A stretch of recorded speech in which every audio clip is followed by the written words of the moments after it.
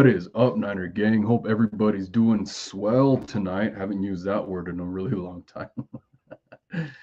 We saw my boy Brian Colpart in here already, nice and early.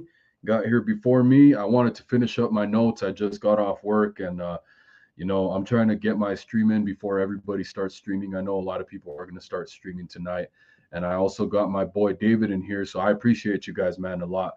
You guys are the MVPs for sure.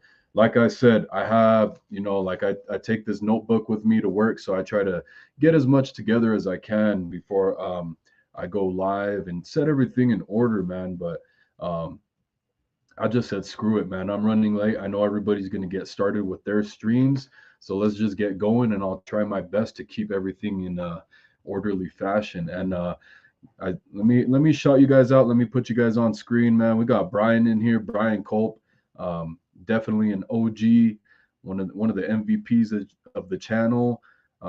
Thank you, and he's got a comment here in a sec. But let me shout out David McNew real quick. Got David McNew in here, Raphael 5629ers, um, all the OGs, man, all the MVPs of the channel in here. You got CG, Yo just stopping by to say what's up. Appreciate it, man. Either way, regardless. Damien in here. So yeah, I appreciate you guys. Let's get to some comments real quick because my boy Brian has a hot take, man. He says OBJ has better hands. There, I said it. And maybe, man, maybe that one single hand, that catch he did like this. I used to practice that all the time as just going out on the field and practicing that. I could throw like a ball straight up and I would just go like this and catch it like that. And that's a badass catch that he made. But Ayuk has really good hands, man. So he's no slouch for sure. But when he drops that touchdown, it's because he's trying to catch it with his chest. So I don't know if I haven't watched too much of OBJ over the years, but I don't think he would have caught that with his chest. So it's just that you want to step up in that aspect of your game, Ayuk, because that's day one shit. I've said it, but you know what, man? In the heat of the moment, people make clumsy mistakes too. So let's not make that a habit at all whatsoever. Um, Rafael 5629ers, thank you very much. He says like and subscribe, everyone. Yeah, definitely. Everybody, please, first and foremost, please, everybody stop, take a moment, like the video, please. I would love for more and more Niner fans to join into. I love everybody that's always here, but the more people we have, the more brains we could put together, the more fandom we can get going. Oh man, can't stop it, man. It's a huge wave. We all want to ride. It's badass, man. I love it. Let's see if we got any comments real quick as far as something we want to talk about. But let me see. Who gets the game ball, says Raphael 5629er. This is a tough one, man. There's a lot of game balls. Let's do this. How about we do a special teams game ball? Let's do a defensive game ball, and let's do an offensive game ball. First and foremost, let's start with special teams. I know some of my guys in here, they love special teams. They love talking about it, man. And gotta have love for our special teams at all times, even though they're getting some slack right now, some slack. But one guy that I've been keeping an eye on, man, and I love what he's doing because he's a rookie. I'll give you guys that hint. And a lot of times, Kyle Shanahan doesn't play the rookies. He doesn't give them a great shot at everything, and they have to earn their spot on the special teams in a way, right? They got to show that they can do both and earn their spot on the roster, right? So that guy's going to be Sam Womack for me. I might be missing on some people, and we'll see if maybe at some point in time, Jordan Willis, who's back on the squad again, back from IR, maybe he'll block another punt or a kick at some point and be the football special teams player of the week. Now, if we go to the defensive side of the ball, I think I got to think about that one a little bit more. But one guy that definitely stood out to me was Bosa.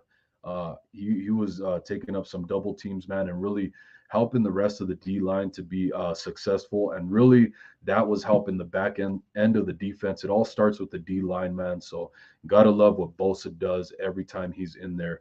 And so yeah, I think the game ball is going to go to Bosa. And I know some people would give it to Hafunga, which he's always doing good, man. But like I feel like a lot of people are kind of taken for granted that just because he got that game winning that interception to close out the game, right? And really, that was Omenihu. Omenihu deflected that ball out of Justin Herbert's hand, so that's why it went to where it was. Because really, if you look at that play, that receiver was wide open, and so I was worried there for a second, and I was like, "Why is the ball flying the other way?" I was like, "I know Herbert don't throw that bad." Then I realized, hey, Charles Omenihu on the replay, you see him deflecting the ball or hitting Herbert's forearm. So that's what caused that bad throw and Hafunga to be able to make a play on it. So glad he's always around the ball. That's a good thing, man. And I love everything that he's doing. Still love everything he's doing, man. Um, but yeah, I think it's going to Bosa on the defensive side. We're talking offense. I think I got to go with JG, bro. I think I got to go with Jimmy Garoppolo. I think you can make a strong case for Elijah Mitchell coming back from injury and having such a good game that he had. Right, not a lot of huge explosive plays in the run game, but just the consistency, the meticulous drives that we're putting together with the run game were great. But Garoppolo, no interceptions, man. Really, he should have had a touchdown. He actually have the stat right here. He was 19 of 28 for 240 yards passing. He had one rushing touchdown, right? Um, no passing touchdowns, which really he should have. But yeah, man, I think Garoppolo's stepping his game up in a whole different way this season, and I'd love to see it. So let me know what you guys think about all my thoughts on the game balls, and yeah, let's get the conversation going in that way. I see 49ers Ultimate Report stepped in, Mr. John Jay. Good to see you here, bro. Thank you very much. I appreciate it. So thank you. Damian Lee says after the Chargers game, I agree with David. No need for Sheldon Richardson or Ndamukong Suh. Um, I would like to see one of those guys for depth, but you know what? We got Jordan Willis back, so that's very promising that he's back and he's playing well, man. He's been a pretty good guy for us in the past. So yeah, I can see where you guys would want to kind of stay away from that. I understand. And Armstead is supposed to be back soon, right? This is all the whispers and all the little birds chirping that we're hearing is that Armstead should be back pretty soon, man. And I haven't really heard any word on Javon Kinlaw yet. So if those guys could get back, man, and we can go on a run with them where they can just stay healthy, I'm very confident in the interior defensive tackle area. So yeah, I could agree with that. But we just got to see when these guys are going to be back and how they're going to be when they get back. Um, uh, yeah, if anybody wants to call in, we could do that a little bit later. I'm going to go over some of the stuff first, and then I'll throw the link in the chat um, per per request, right? Um, 49ers Ultimate Report, Mr. John Jay says 21 more subs for 200. If you haven't subbed, make sure you subscribe. I appreciate it. Please subscribe now. Like I said, take a moment, stop everything you're doing. Please like the video. Please subscribe. Turn on the bell notification for all notifications. You guys know when I'm going live every time, right? Brian Culp disagrees with me on the special teams. I guess he gives a game ball to Tabor Pepper. Um, you know what? That's tough because I didn't see it myself. I was watching the game at a sports bar, and I might have missed it, but I heard where the punt got blocked, that was a mishandled snap. So I don't know if that was on Pepper or Wisnowski. I think it was on Pepper. So I don't know. I can't speak too much on that. That's what I heard. But yeah, Tabor Pepper, he's been pretty damn good for us, man. I love it. And he well deserved extension for him as well.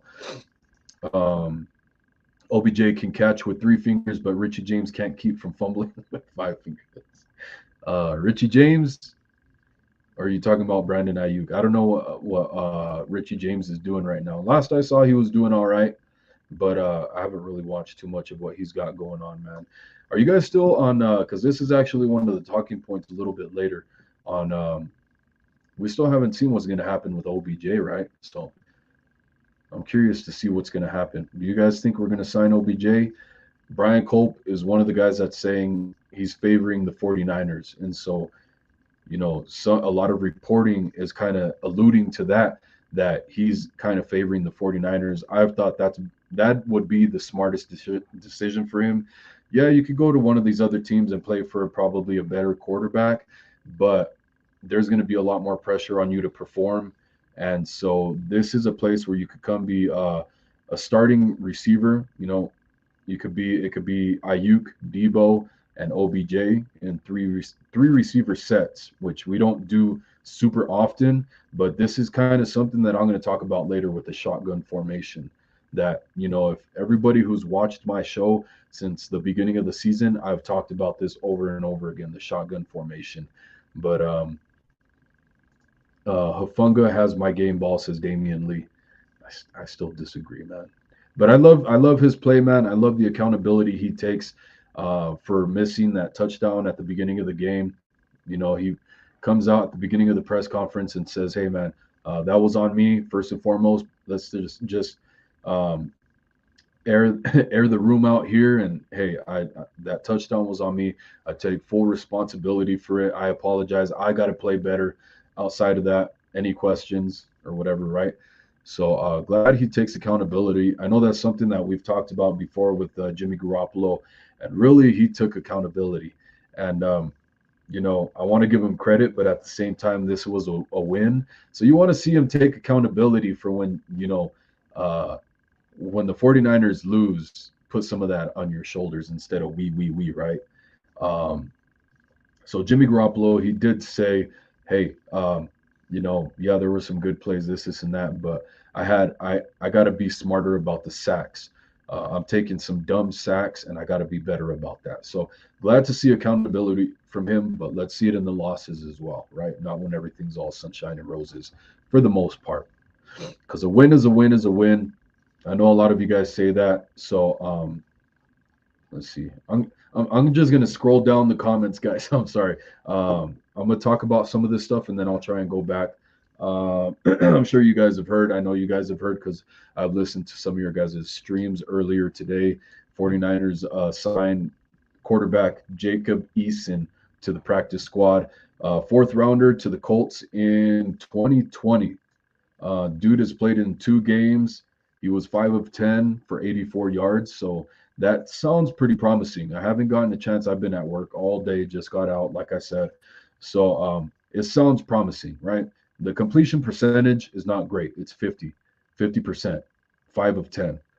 But the yards that he got on those passes was 84 yards. And from what I'm hearing, this guy has a cannon for an arm. He has a really good deep ball.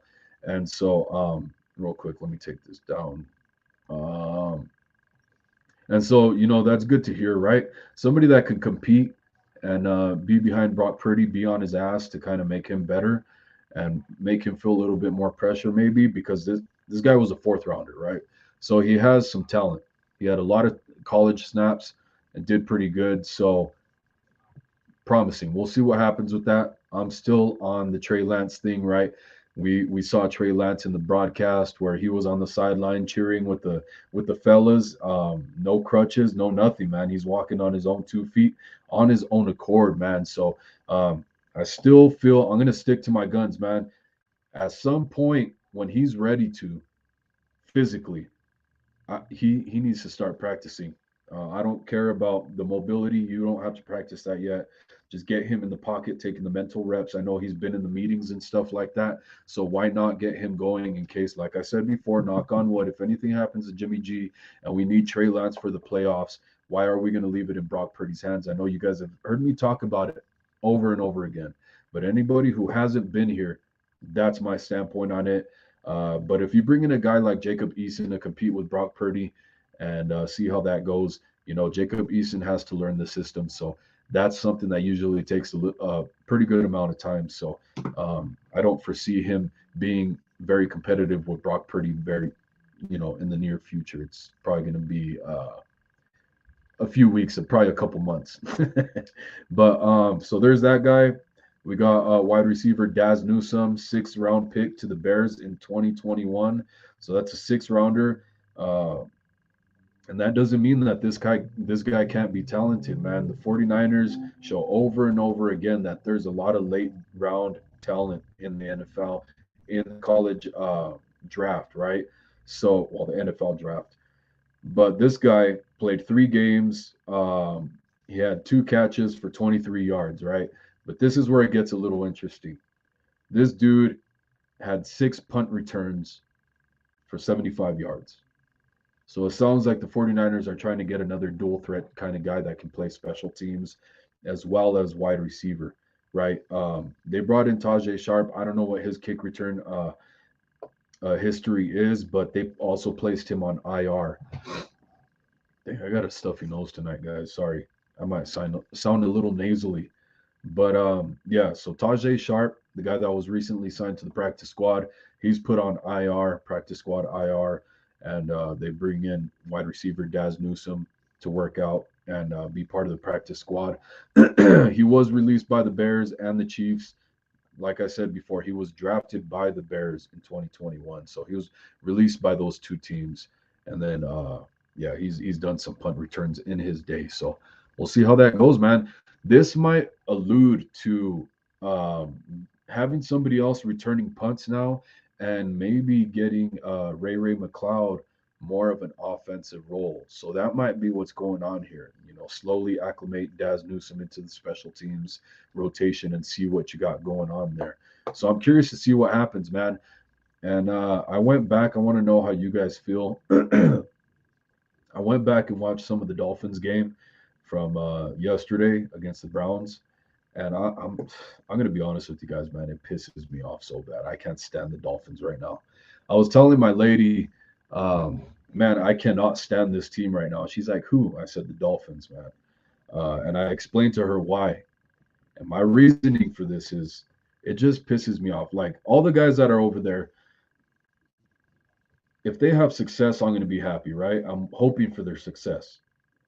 But as a team, as an organization, I want them to crumble, man. It pisses me off that they take all our coaches, they take all our damn players, man, and they're doing so damn good. It's like that talent should be right here in house, right? This is what I hate about the NFL, man. Just the complete rotation and overturn of the teams all the damn time. And it's like, I know I've heard a lot of people talk about how mediocre the entire NFL is for the most part, right? And at some point, yeah, you do want to see, like, this is the NFL. You want to see all the teams be able to compete with each other, kind of. And I do like seeing dynasties, right? I want the 49ers to be a dynasty again. And the NFL really, with all the moves they made, like the draft and the salary cap and all that type of stuff with the contracts, is so that we have this overturn over and over again. The NFL is constantly recycling things, right? And so that's why everything is so stagnant, and any team can win on any given Sunday is because of that. And you don't have, like, take the Rams is a perfect example. They win the Super Bowl last year, which really should have been the Niners. Fuck the Rams. Just gonna slip just gonna slip that in there real quick. Fuck the Rams. We should have won. But really, you see, quote unquote, from first to worst, right? Or worst to first. You could put it either way because of just the overturn, man. It really pisses me off not being able to keep the coaches that help us to be successful as well as the players, right? So that's why I can't stand the Dolphins. I want to know how you guys feel. I told my lady, I was like, everybody says that's the 49ers East because they're in Florida. So I explained it to her a little bit. She don't really get football. And really, she was a big factor in why I started this channel, because I'm the only 49er fan. Like, I don't have really anybody that I hang out with that really is into football like I am, and really gets as pissed or passionate about it like I am. And so I would vent to her all the time. I'm like, this and this, man. Like, damn, holy shit. Like, dude, this and this. And then I'd go on Grant's channel and vent. I go on people's channel and I'd vent or talk about it. And she would see the reactions from those people, and she's like, "Dude, you gotta start your own channel, man. Like, you could be onto something with the stuff that goes on in your brain, the stuff you know about." So yeah, much appreciation to her that she kind of helps me with the kids while I do my broadcast and everything, kind of keep it quiet around here. Um, so yeah, just a little backstory. Let's see. Damian Lee says, I've been wanting Bills versus Niners since the 90s. That was my prediction since the beginning of the season. Um, so we'll have to see, man. They just got beat by the Vikings. I was completely blindsided by that. And I feel like, a lot of people say that the Bills are the best overall team, like all around, or at least they were saying that, right? I feel like they're kind of like the Vikings, where it's just like one really good quarterback, or not. Okay, I wouldn't even put Kirk Cousins in that category, but he's a pretty good quarterback, right? uh, kind of middle of the pack, and then one really good wide receiver, and then you guys got some good running backs, right? Decent defense, pretty good defense. Bills are supposed to be another really good defense. The Vikings are pretty good. So it seems like it's pretty evenly matched outside of the quarterback aspect of it, right? And so I was really surprised. I thought Josh Allen was going to be able to whoop on the Vikings. He's supposed to have the better defense on his team. He's supposed to be the better quarterback. And when you have the running as element to so like dual threat quarterback, then I feel like that leans or weighs the scales in your favor a lot, right? So it really caught me by surprise. So the Vikings are putting the rest of the NFL on notice. We're going to have to see what goes on with them, man. And could very well be a 49ers Vikings NFC championship. And we're going to have to worry about the playoffs first and foremost, man. So it's starting to get a little worrisome for the Niners just in the playoffs. Just like the NFC is starting to stack up really well, I think. We're going to have to see about the Cowboys and Eagles. They have really good records. I know people are hounding the Eagles because they lost to the Commanders yesterday, but that's a division opponent. That's always funny and iffy, and that's a good time to place bets on those weaker division teams, right? Because a lot of times you're going to win a lot of money if they win, and a lot of times they do win. That's just how the NFL works. It's really weird. And that's another, it keeps going back to how I say the constant turnaround with teams through the NFL is continuous swapping in and out, right? Homie hopping. But yeah, guys, let me know your thoughts on that. Bills and Niners would be cool. I would like to see that.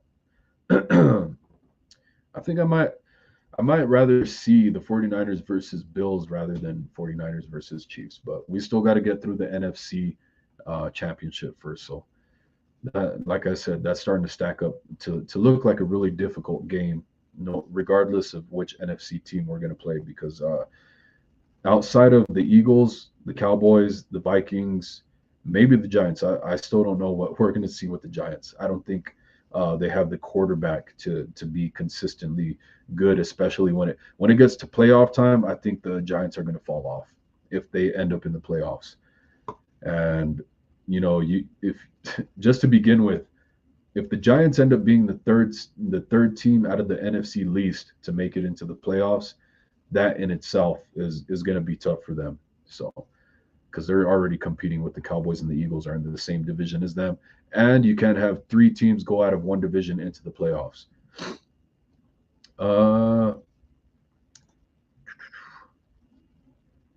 I'm so behind.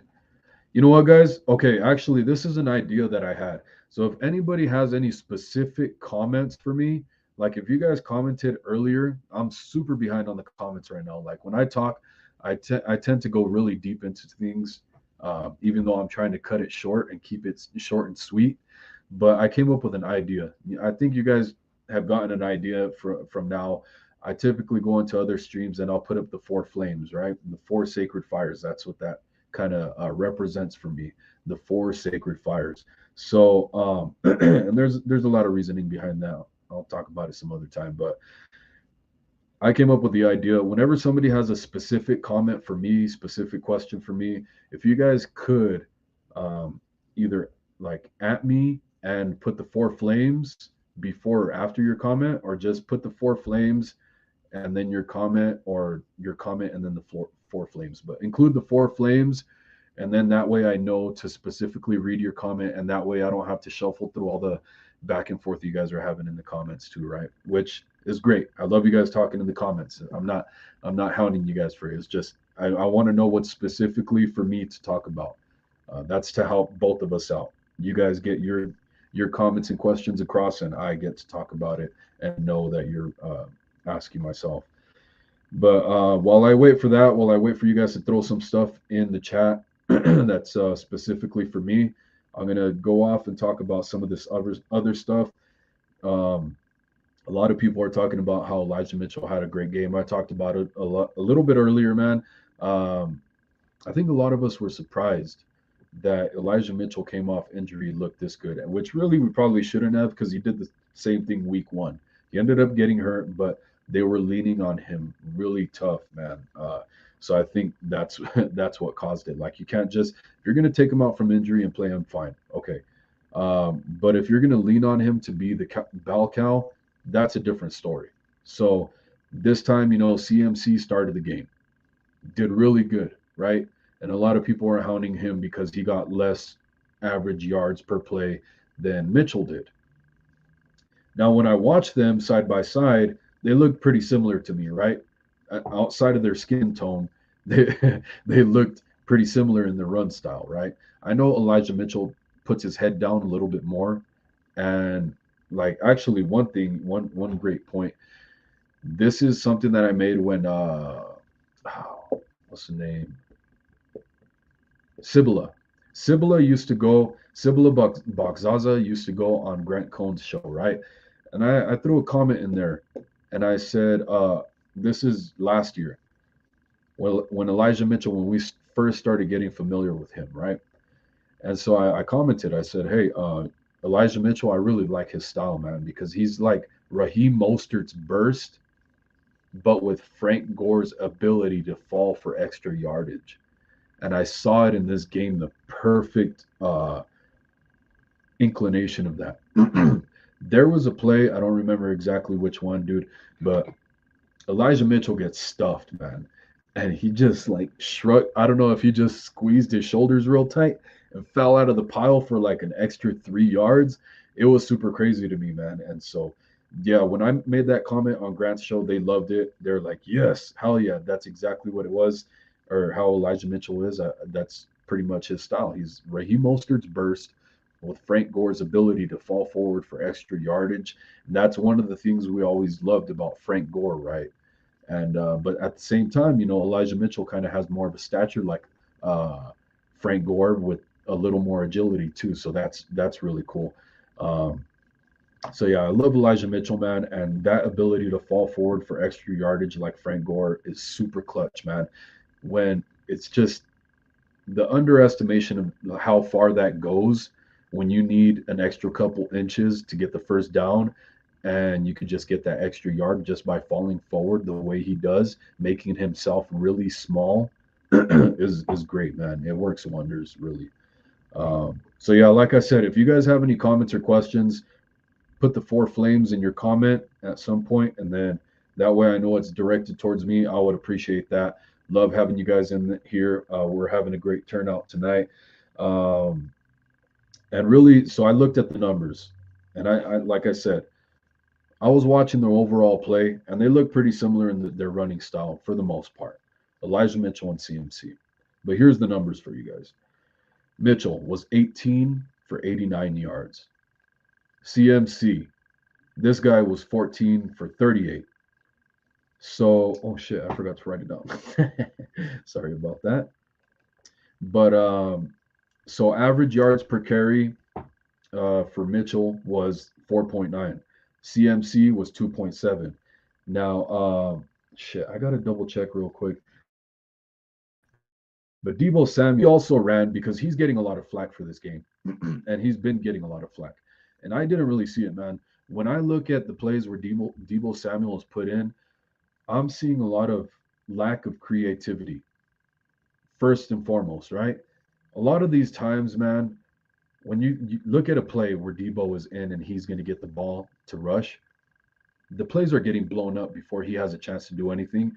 Any yardage that he gets, usually he's making on his own. He's turning nothing into something, or even negative yardage into something. And so he still has it, man.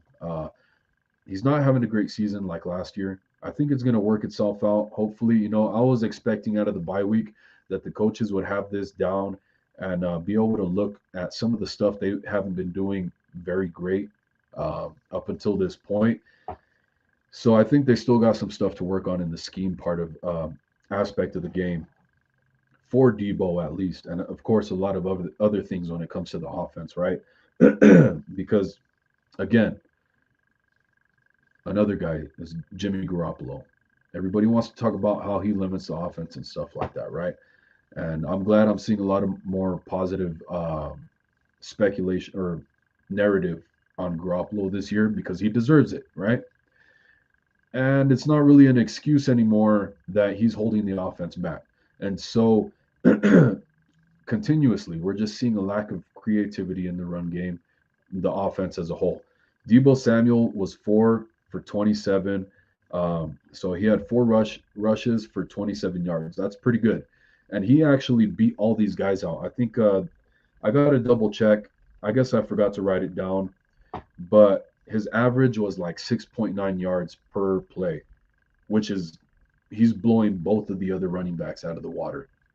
And like I said, this is with um, when I was seeing he was constantly getting the O line was letting those plays get blown up, and he didn't have anything to develop a play with, right? So he was making something out of nothing, and he still averaged 6.9 yards per play. So the coaches have to help him out, man. That's how I see it. I would love to get your guys' thoughts on that. Team Cali's in here. Boomer T's in here. If I missed anybody else, sorry about that. Appreciate you guys, everybody who's in here. Boomer T and Team Cali. I'm trying to get everybody. If anybody has any questions or comments for me, the new thing is please put 4 flames in your comments so that I know it's for me. 4 flame emojis if you could. And if you don't have emojis, if you're on a computer and you don't have emojis, let me know and I'll try and get it. Team Kelly says, did we sign a new receiver that's on the practice squad? Yeah, I talked about it a little bit earlier. His name is Daz Newsome. Tajay Sharp, who was recently on IR for a little bit. That's super weird. I didn't get into it, but it's weird. He just got here recently and he's already on the IR. I don't know what that's about. I haven't heard about it yet. But yeah, Daz Newsome, that's a guy who's he was a 6th rounder to the Bears in 2021. He's played 3 games. He did get released by the Bears and the Chiefs, but in the 3 games that he's played, he had 2 catches for 23 yards. Not super great, not anything super impressive, but he did punt return 6 kicks for 75 yards.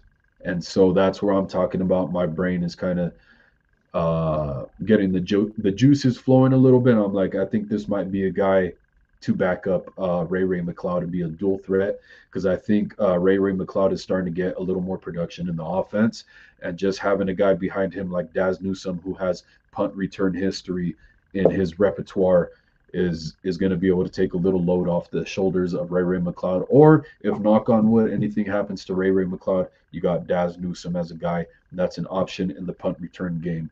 So promising, man.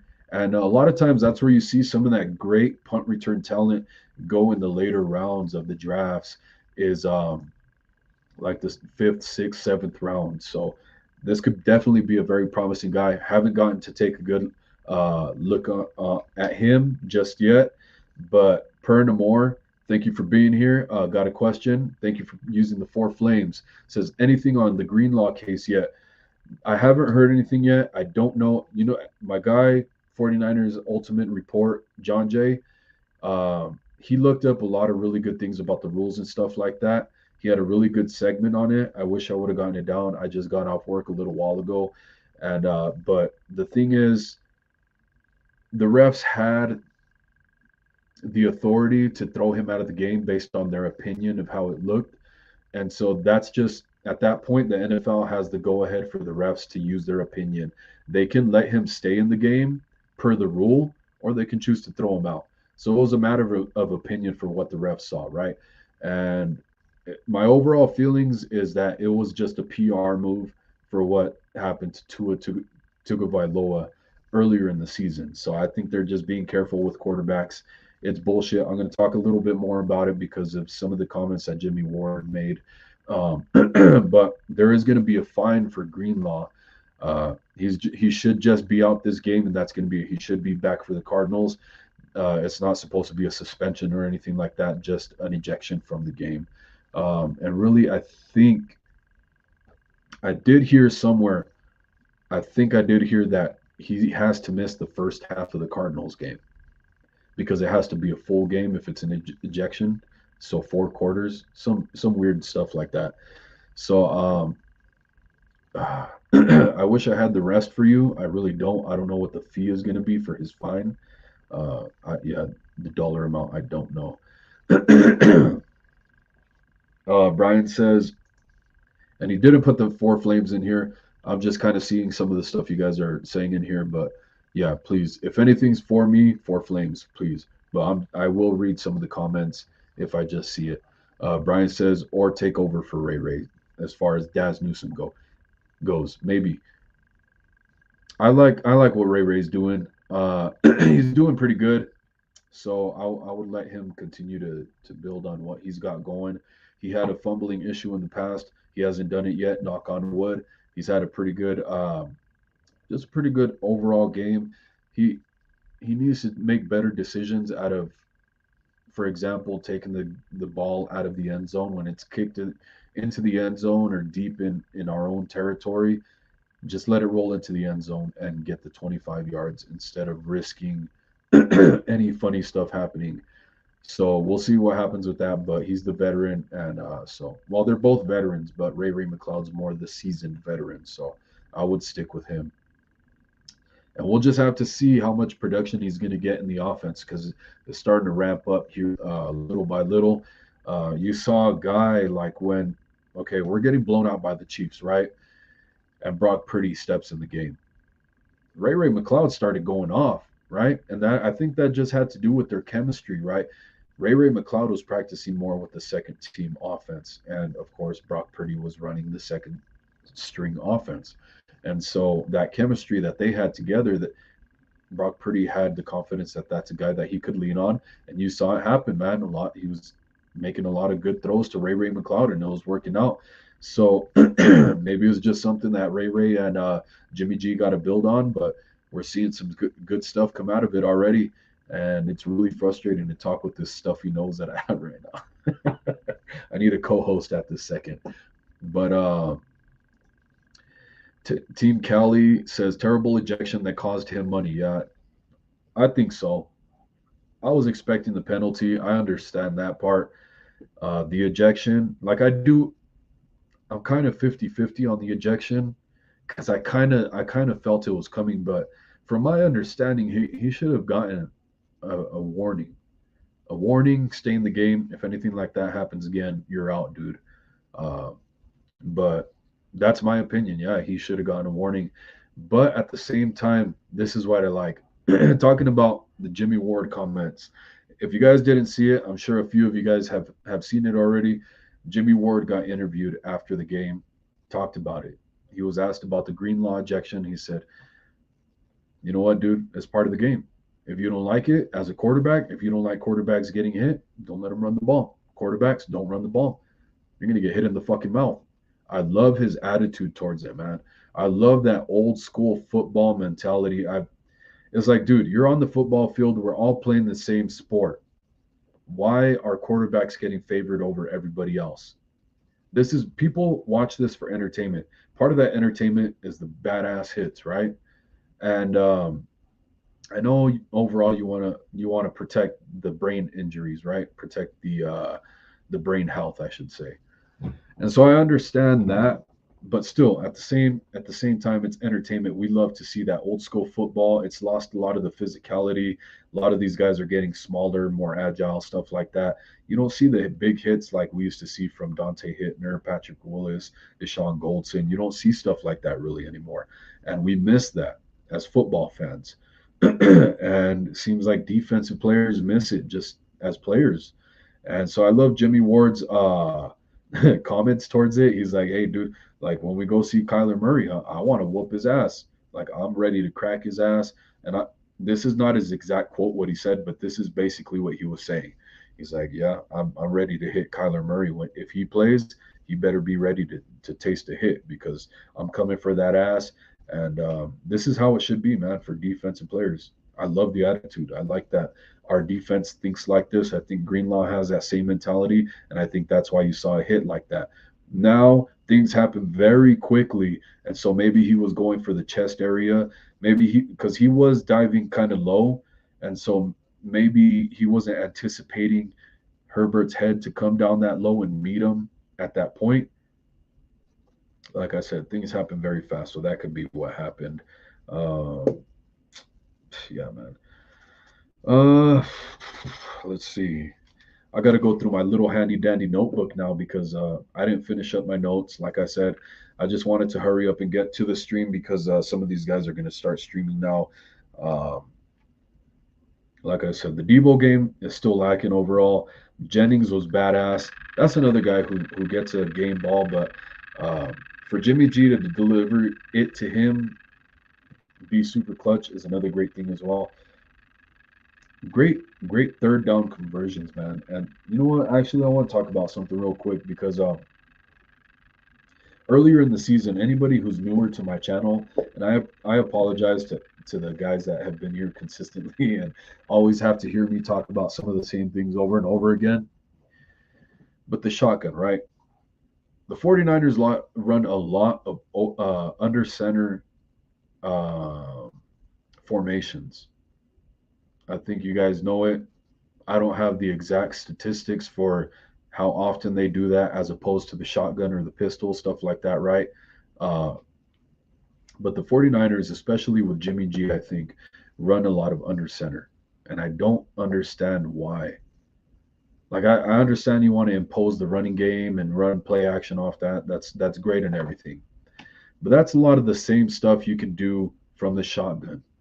But the advantages of the shotgun, I've said it over and over again. I point back to last year. A lot of the success that we started having towards the end of the season last year, and even in 2017 when Garoppolo first got here, he was running it out of the shotgun. Why? Because it was built to help him out. Because from the shotgun, a quarterback and a running back from the backfield, they have better vision of the defense, right? So they can better read what their next move is going to be, right? Or their audible is going to be, which, okay, that's a next move too. Anyways, whatever. But yeah, so Jimmy G was running the shotgun when we were having those successful times. I don't understand because the 49ers figured it out. I don't know if it was Mike McDaniels or what, but the 49ers figured it out. Hey, if we run Jimmy out of the shotgun more, he's going to have more success. We're going to have more success. Go back to it. It's the evidence is there for 2017. I don't know what the ratio was for 2019, but 2017 it was there. Last year, towards the end of the season, the 49ers out of the shotgun started having success, right? The offense was very stale beginning of the season, mid-season. Then out of nowhere, 49ers start turning it on out of the shotgun. So go back to it, man. This could be like Garoppolo shows a lot of good things when it's an obvious passing down. You know, you got like a 3rd and 8. That's an obvious passing down, and the defense knows what you're going to do, right? But you put Jimmy Garoppolo in the shotgun, even though the defense knows you're going to pass it, he still has success, right? Because he has the opportunity to scan out the defense, read the defense, and understand what he's going to do with the ball. When you do play action from under center, when you pass from under center, you have your back turned to the defense. Once you snap the ball, you have to turn around and either hand off or wait till you come out of that and then make your progressions. When you're in the shotgun, you got to do that. You snap the ball, you have the ball, you go through your progressions automatically. So get Jimmy Garoppolo in the fucking shotgun as soon as possible and run it more, man. I think once you do that, the whole offense is going to have a lot more success. I don't have all the stats to prove it right now, but I know that when the 49ers run the shotgun offense and formation, they have a lot more success. Yeah, let me know if you guys have any thoughts on that. Kyle Shanahan, we were a little worried about this game, right? Kyle Shanahan, his stat before this, after a bye week, was 1-4. So he has a a 4-1 win ratio when it comes to the bye week. But now he has a 50-50 ratio because we have this victory over the Chargers. So very, very good that the 49ers come out of a bye week. You know, it was a little rusty. Had to shake off some of that bye week rust to get back into the game. But the 49ers come out with a victory. Kyle Shanahan and the 49ers are now 2-4 coming out of a bye week. So yeah, that's just kudos to him, man. Congratulations on that. You're narrowing the margin a little bit more. Offense is still lacking with these weapons. I feel like just every week it's the same thing, man. Do it against somebody other than the Rams. Whoop on somebody other than the Rams. And so I'm very curious to see how it's going to go against the Cardinals this week, man. The 49ers, if Kyler Murray's out there, the 49ers might have to put up points, but the Cardinals aren't putting a lot of great things on tape right now. I'm pretty sure it's going to be Kyler Murray as quarterback. You know, he had a hamstring. It wasn't anything too crazy serious. So I don't think we'll be seeing Colt McCoy, which I think a lot of 49er fans with that statement would breathe a little sigh of relief. I'm all right with playing either quarterback. I understand a little bit of the trauma from last year from playing Colt McCoy, but it is what it is, man. I think either way we have a pretty good chance of beating the Cardinals. They're not a great team right now. I have a lot of confidence, a lot more confidence in the 49ers to pull it off. But like the shotgun that I just talked about, I just think the 49ers have to start doing a little better with the offense overall. There's too many weapons to just come out with 22 points, man. And, also, like I said, too, if anybody wants to call in and kind of give me some of their thoughts live, I will throw the link in the description or in the chat, in the comments, so you can jump in and we can go back and forth about it or kind of just put our two heads together and talk about it. But I love what I heard about. There was a conference call today with Kyle Shanahan, I guess, with the journalists. So Kyle Shanahan, he had basically a meeting with the journalists where they ask him questions over the phone. It's like a conference call, kind of like this, but with no video. And I guess Matty Mayoko, and he's usually one of the guys, Matty Mayoko is one of the guys that's kind of more lenient towards Kyle Shanahan and the 49ers. You know, he's a little softer on them than some of the more aggressive journalists. So for him to be the one to come out and say this was pretty, not only just surprising, but it was good. Good, because this, as fans, is the stuff we want to hear about. We don't want to hear about all the bullshit questions that make no impact. They hold no water, basically, right? It's just going through a bullshit script. So Matty Mayoko asked Kyle Shanahan, you got CMC, basically. I don't have the exact quote, but he's like, you got CMC, you have these weapons, you make trades before the deadline, and yet your offense comes out after a bye week and scores only 22 points. What's going on? Can you pinpoint anything that you guys could do better? And actually, Kyle Shanahan, no. My overall point is the question is great, right? First and foremost, but the journalists are seeing it. I don't know how far Kyle Shanahan has his head up his ass, where he just thinks he's doing everything great. And I hate that he seems to play like he's just playing to or calling plays to not lose the game. He doesn't have his foot on the gas pedal. He's not playing to win the game. He doesn't have all gas, no brakes. That's what I would like to see. When you have a 4th and 1 and you have the king of quarterback sneaks in Jimmy Garoppolo, and you don't sneak a quarterback sneak on 4th and 1, it's actually less than one typically, and you don't go for that on the opposite side of the field when you need to score points. There's something wrong there, man. Come on, dude. You got to be more aggressive. You got to play to win the game, not to not lose the game. All these games, it doesn't matter who you're playing against, they're always close, man. Even if you win, it's always close. It's retarded. It's stupid, I should say. I know some people don't like that word retarded, so I'm gonna take that back. Uh, it's stupid.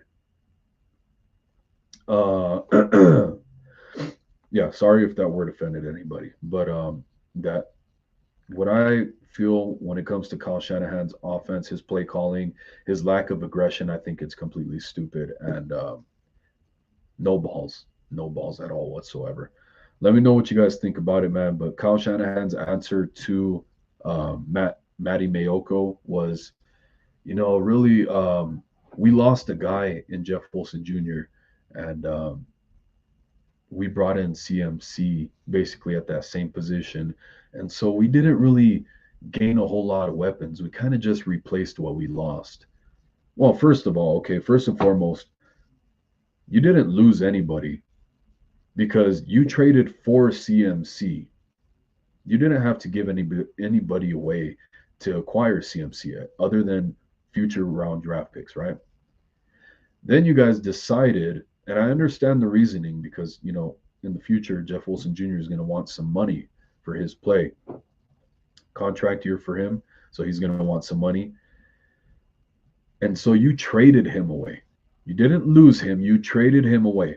Now, I love all the running backs that we got. It's great. But it sucks not having Jeff Wilson here. Really does suck. He's such a clutch guy when it comes to our running back room. I love having him here. Sucks to see him go, especially to the Dolphins. I'm going to bring my boy Brian in here because he's asking for the link. I'm going to drop it right now in the chat. But so the link is in the chat. If you anybody wants to call in, I know Brian wants to call in. He gets first dibs, and then we'll see if anybody else wants to drop in and call in, give some of their thoughts. But yeah, man, it's very much a cop out for Kyle Shanahan. He's saying, okay, yeah, we brought in CMC, but we lost Jeff Wilson, so it's like a net negative is basically what he's trying to say. That's such a cop out excuse, man. It's like it doesn't matter, dude. You got CMC, you got Elijah Mitchell, you got George Kittle, you got Ross Dwelly, you got Kyle Juszczyk. Jimmy Garoppolo's playing very good. I almost want to say he's on fire, like he's pretty badass, but I'll say he's playing very good, right? You got Brandon Ayuk, you got Deebo Samuel. I don't care if it's a net negative, whether you feel like those two moves balance everything out. You still have all the damn weapons in the world. This offense should be averaging 31 points per game at least, if not at least 28 points per game. I'll say 28, 27 points per game. At the least 27. This is ridiculous, man, but it's coming back to he just plays to not lose the game. That's the thing. That's where it's going to that's where it's critical. Damian Lee says, finally, some journalist is holding Kyle accountable. I wouldn't say finally, but finally for Matty Mayoko. Because like I said, there's journalists in there that are aggressive. But it's good to see the ones that aren't typically aggressive, like Matty Mayoko. He's very, sunshine, rainbows, and butterflies when it comes to Kyle Shanahan. And for somebody like him, to come out and ask something like that, that's great. That's what you want to see. But we got Brian in here. Let's enlarge ourselves a little bit. This is actual size, if you guys don't know. Hey, great, man. Thanks for having me on. If you don't mind, I'd like to give a little shout out to a cool little show. Okay. East Coast Red and Gold. They just hooked me up with this cool shirt. Oh, yeah. I'll take a better picture and put it on Twitter later. But it's Yeah. super cool. It's got the state of California and all of our stadiums. It's got Kezar, Candlestick, Levi's, and then Levi South. So I'm super stoked. Oh yeah, man. That's what's Let up, me see man. if I can get a better. Gotta love the giveaways, man. When channels have giveaways, like me, I can't I afford can't. to do it yet, but when channels have giveaways, that's awesome for us fans, man. Everybody who supports, that's badass. And Brian showed me his shirt and everything. He announced to me last week, right? Yeah, last Yeah. week you announced to me that you wanted everything, so that's badass. It just came in the mail today. Yeah, yeah, All right, I was cool. super excited. I probably should have got a little larger one, but it's pretty good. It's a nice shirt. If anybody wants to hit him up, Ty Austin, he's the man. And everybody go check out East Coast Red and Gold. They're a small You, YouTube channel, and they're really getting going.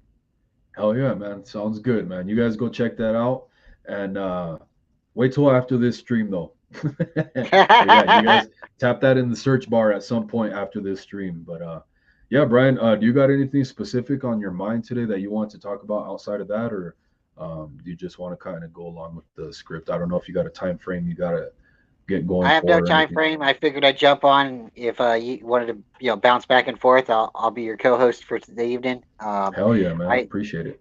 I definitely agree with a lot of the things you were saying.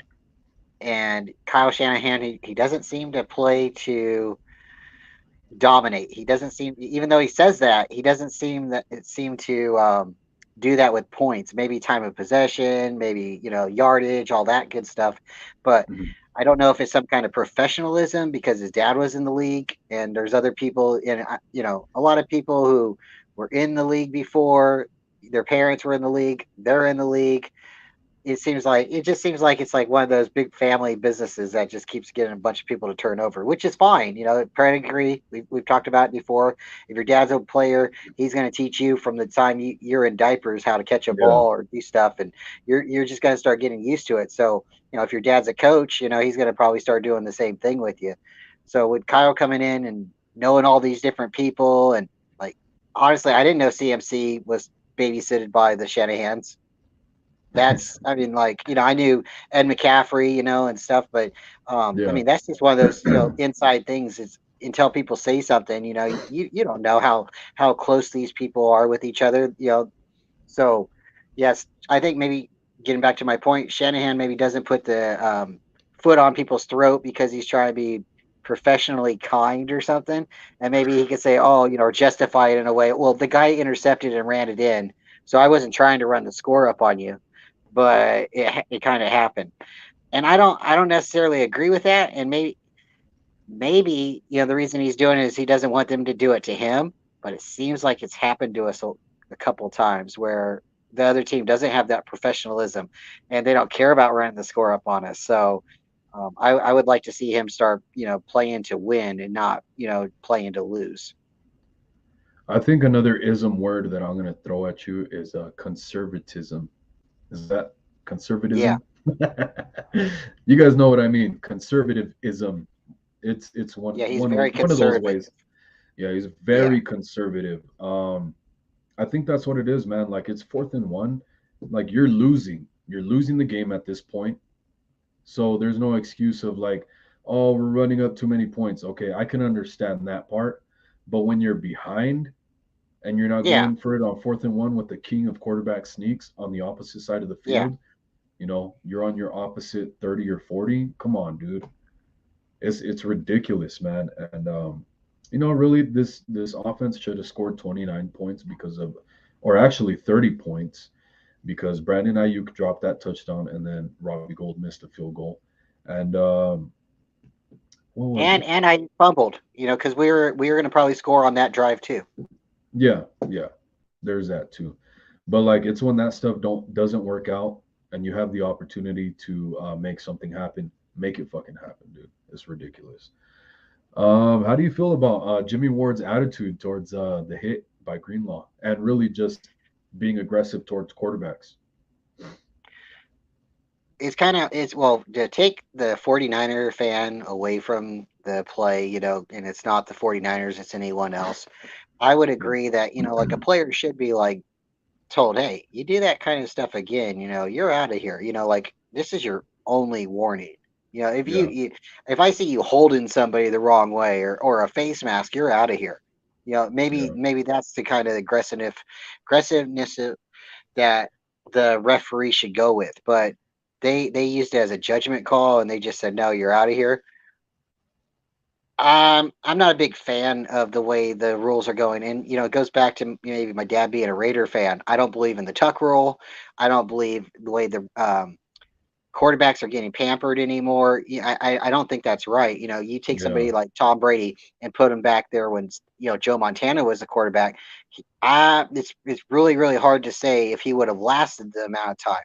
I don't know if Yeah. you remember or not, but Joe Montana had that nasty knot on the end of his elbow.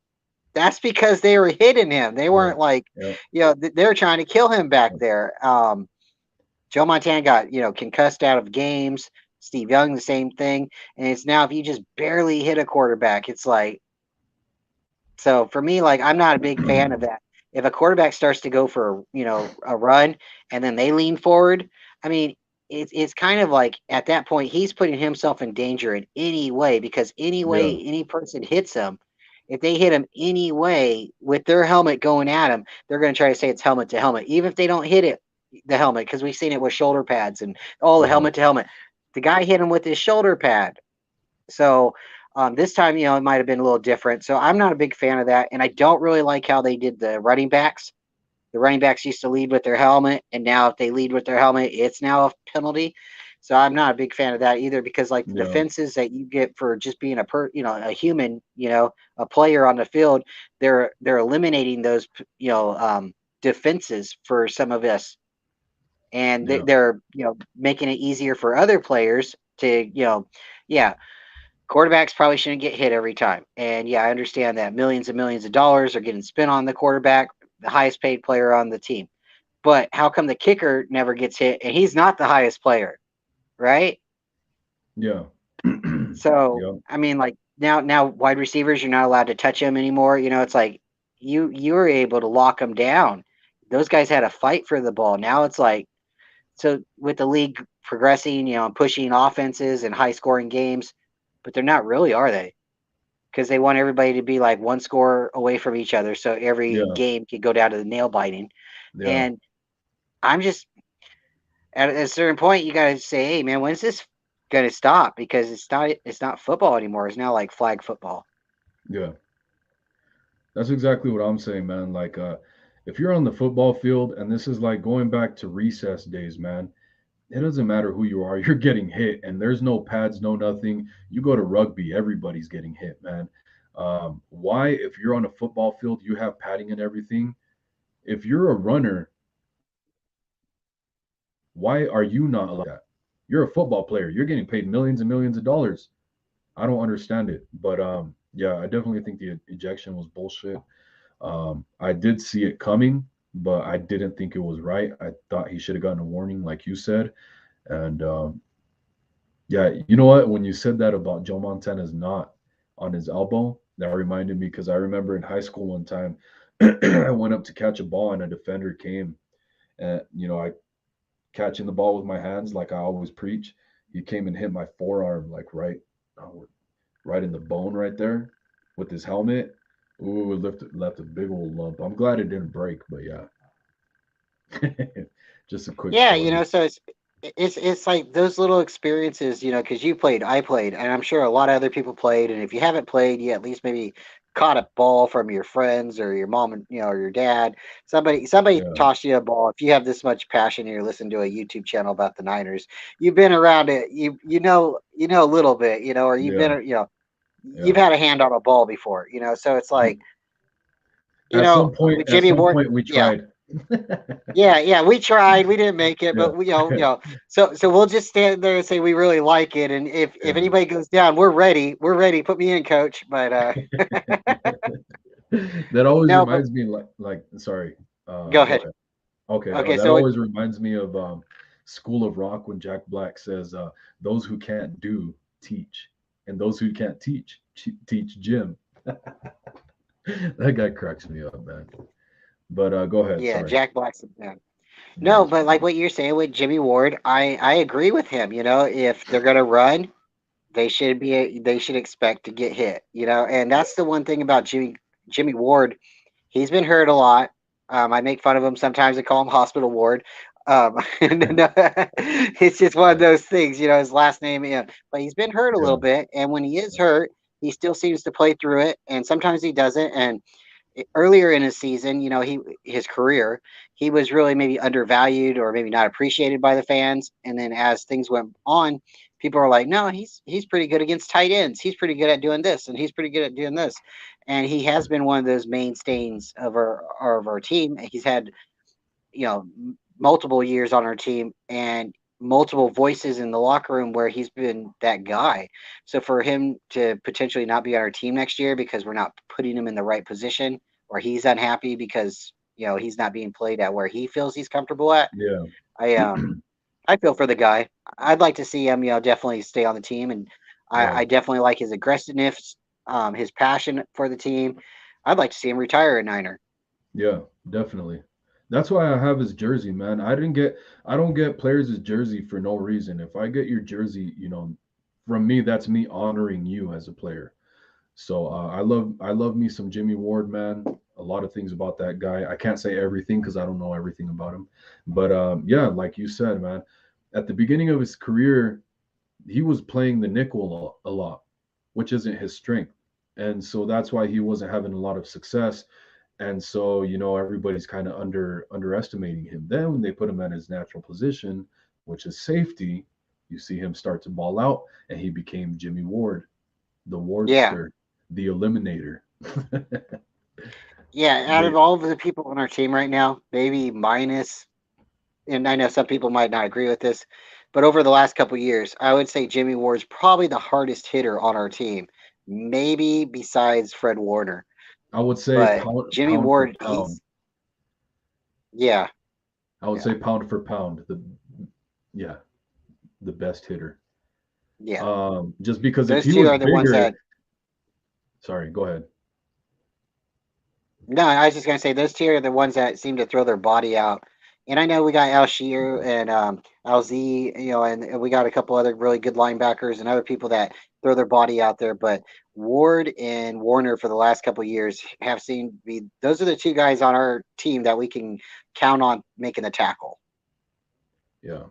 We haven't seen as many great hits like we saw in preseason from Hafunga, so I'm still waiting on that again, man. He was cracking some dudes. That was badass. Yeah. But I don't know if it was maybe I, his concussion or, you know, like he had to slow down a little bit, maybe like, you know, readjust and, you know, but with him just trying to be that ball hawk, I think everything else will just come in time. yeah, you know what? I'm really encouraged, and I'm really shocked and hard, man. Might have been Damien. I forget who said it, but somebody was saying something about how Trey Lance is Wolverine because he's coming back so soon. It seems like from injury, Hmm. and Jimmy Ward too. He broke his hand just a few weeks ago, right? And he already has the Hmm. cast off. And we had our talk about the cast, the club that was on his hand or whatever the cast. He has it off now, and I was really Yeah. surprised to see it. I heard talk about it, but I didn't really believe it till I saw it, and I think because a lot of people have been asking for him to be back at the safety position, and my only pushback on that was that he had the cast on. Safety's the last line of defense, and so you can't have a tackling liability being the cast on your arm or hand when you're a safety. And now it's off. So I think now is the time. Put him back at his natural position. And I love what Tayshawn Gibson. I don't want to take anything away from what he's doing, but I don't see him making a lot of great plays either. So I want to. I think it's time to put Jimmy Ward back where he belongs, man. What do you think? Now, if you was to take Jimmy and put him back there, could you put Gibson at Jimmy's spot right now? That's what I was wondering, but at that point, I think it's time to put Womack or Lenore on the inside. You get Mooney, of course, linebackers, but let's say uh, nickel, you'll have Womack. Lenore's probably going to play outside again, and maybe some three safety sets every now and then. Hmm. That would be cool. But yeah, I think it's going to be between those guys. I don't think Tayshawn would be able to fill what Jimmy Ward does at nickel as good as Jimmy Ward does, even though that's not Jimmy Ward's greatest strength. I think he's still better than Tayshawn Gibson at the nickel. So we would probably have some drop off there. Yeah, because that was what I was going to say next. Is if you move Ward and maybe you already said it. Sometimes I'm thinking my questions too fast. But when you move Ward back to safety, who are you going to put at nickel? Yeah, and that's like I said, guys that are more natural at that position. Even got Dante Johnson, but yeah, I think it's between Womack and Lenore, whoever they choose to put inside or outside. I think it should be between those two guys. Womack's shown himself to have the potential of a great playmaker, man. I think he just needs to get acclimated into the NFL a little bit better, and that's going to come with reps. We talked about how like Hafunga kind of exploded onto the scene of the NFL at the beginning of the season. Everybody's like, why wasn't this guy playing last year? And Kyle Shanahan admitted he should have played more last year. That was our bad. And now he's having a little bit of drop off probably because he didn't play last year. But and of course NFL defense or offensive scheming for him now that he's a playmaker. So before they underestimated Hafunga, now, hopefully, we can get Womack in that position to get some reps and build on the potential that he has. That's what I think. I, what do you think? No, I think that might be good. And a lot of people have been talking about Womack. They've been saying he's been doing really good. And we've seen him earlier in the season, like preseason. I think that's when he was doing really good. And I would be okay with that. I'm not against Lenore, but Lenore doesn't seem to be catching on as quickly as everybody wants him to. Well, I think he's better in the nickel, man. I don't know why they put him on the outside.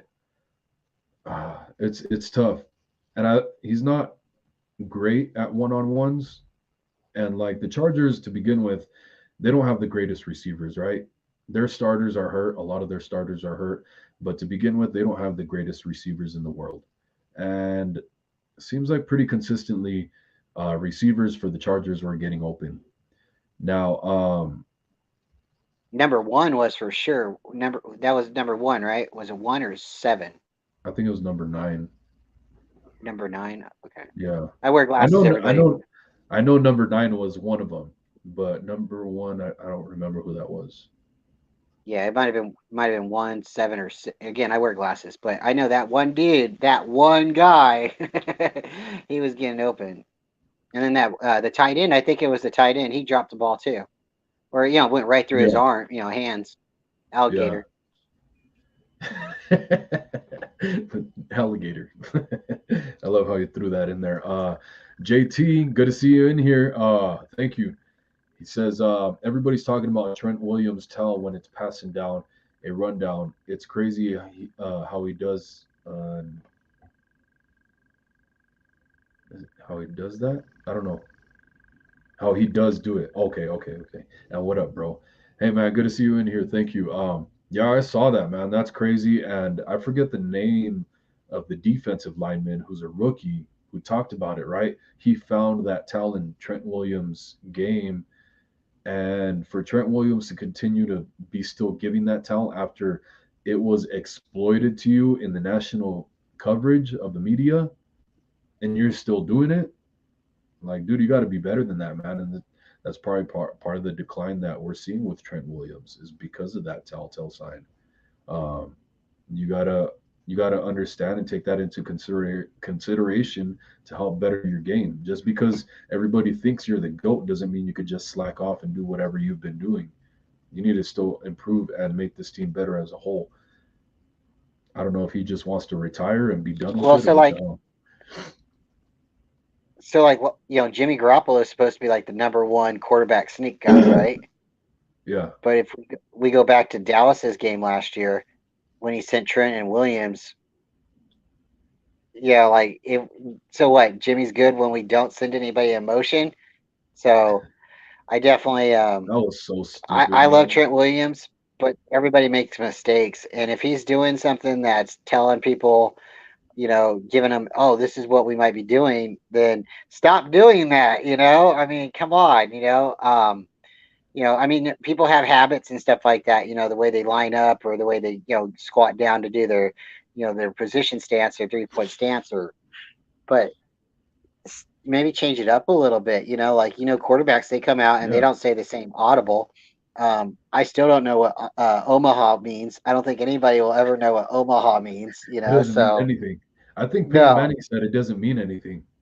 yeah, but he'd be like Omaha, Omaha, Yeah, and everybody'd be like, yeah, false start, and you're like, okay, yeah, well there they go, so, yeah, um, and yeah, quarterbacks do change up. And I think Jimmy at the end of the game, he was coming in. It was like a fourth down, and he came up and he started saying something. And I think they said, "Whatever you say," it was maybe a commentator. I think that said, "Whatever I say, the first word I say, that's when we're moving." So it doesn't matter. You say tomato, you say yellow, whatever you say, that's when the ball's being hiked. So quarterbacks all the uh-huh, time change things up. But if you can change it up as a quarterback, you should be able to change up your position, your stance, and stuff. I got to look more into that. I seen Jesse had posted that, and a bunch of people on Twitter started getting on that. So I got to go back and look at it because at first I'm like, why would he be giving up? He wants to win a ring. Why would he be doing anything subconsciously, to cause him yeah. not to get to that? You know. Yeah, I think a good one would be, and I really want to do it. I don't know if I'm going to have enough time, hopefully, but Jack Hammer is doing a film review. I think he's done with it already for today. But Jack Hammer, if anybody wants to check him out, he was doing a film review of the game. So I think they're going to go over that a little bit. And yeah, man, Trent Williams needs to step it up. You can't be doing amateur stuff like this. I don't care how good you think you are, man. When you're giving up the whole play just based off stats. I remember there was a game. Oh shit, what was it? Or not a game. There was a movie. Maybe Remember the Titans, where somebody was one of the coaches was saying when his knuckles are white, he's doing this, and when his knuckles are forward, he's doing this, or something like that. Oh, Was it I can't remember what game that was. I'm thinking Varsity Blues, but I can't remember, man. That was a good movie too. Remember Varsity Blues? The linebacker, not the linebacker, but the lineman fell down and the quarterback just got his knee tore out. I haven't seen that one. Man, My yeah, bad. that's a good one. Oh man, that's a good Yeah. one. But yeah, quarterback, he Okay. went to drop back and the lineman fell down, and his knee just boom. He's now a coach. He's not going to play again. Oh So shit. yeah. Yeah, if you That's get a what's up. chance, watch that one. Anybody else has Okay. seen it in the chat, check that one out. Okay. But Yeah, I've seen no, the what do you call it? The replacements. Remember the Titans? I love the replacements. That's a good one. yeah, Gridiron Gang, Longest Yard, of course. I don't know what else. Rudy. yeah. Remember? I think I already said Remember the Titans. But There's Marshall. Have you seen that one? I We Are didn't. Marshall. That's Yeah, the one there's where a they all die in the airplane crash, right? yeah, yeah. That's a really good one too. I think I And then saw it. I think I saw yeah, it in school when it came out, but I forget. yeah, so, I do gotta rewatch it though for sure. yeah, man. There's some good football movies out there. So Definitely. but hey, man, thanks for having me on. I'm gonna jump off. All right. You do keep doing what you're doing. Everybody like and subscribe. Grab your mama's phone. Subscribe to Wolfcast on her phone for you. Yep. Yep. Hey, you got a little brother? Anybody that's a Niner fan, tell them about him. This guy's getting big, and hey, just stay humble, keep doing your thing, and hey, 1 week at a time. Everybody, beat the cards. Let's go. Hell I'll yeah, see you man. next Let's time, beat the cards. Wolf. Thanks. Yeah, great Thanks, night. Brian. Take care, brother. Appreciate it. All right. Very big thank you to Brian, man. I really do appreciate it. And he's always a great co host for me. I do want to give kudos to the defense, man. I know some of the guys, like Lenore, we did pick on him a little bit because he's not the greatest in coverage, but he's overall done pretty good. I mean, when the defense only gives up one touchdown in the whole game to a guy like Justin Herbert and the Chargers, um, we talked about how they don't have the greatest receivers, but still Justin Herbert, and he was still making some really good throws. I did get a little bit worried there sometimes, but the defense only gave up 1 touchdown. I'm going to bring in my guy, John Jay, who I talked about a little while ago. Yeah, he's waiting for us, so let's bring him in. John Jay, what's going on, bro? What's up, man? Not much. Thanks for being here. Thank you. Yep. I saw Brian. I was gonna pop in and say what's up to my boy Brian, but he left when I was backstage. But no worries. I talk to Brian all the time. So. Yeah. Yeah, man. You got any specific thoughts on your mind, or anything that we've talked about so far? Well, the first thing, I'm excited that we got the W. Like, a win, no matter what the score is. If you win by 100, a win is a win. So I'm glad we won. So we're 5-4 now. We're over 500. Mm-hmm. I'm gonna focus on the Cardinals because that's the next opponent. 1 week at a time.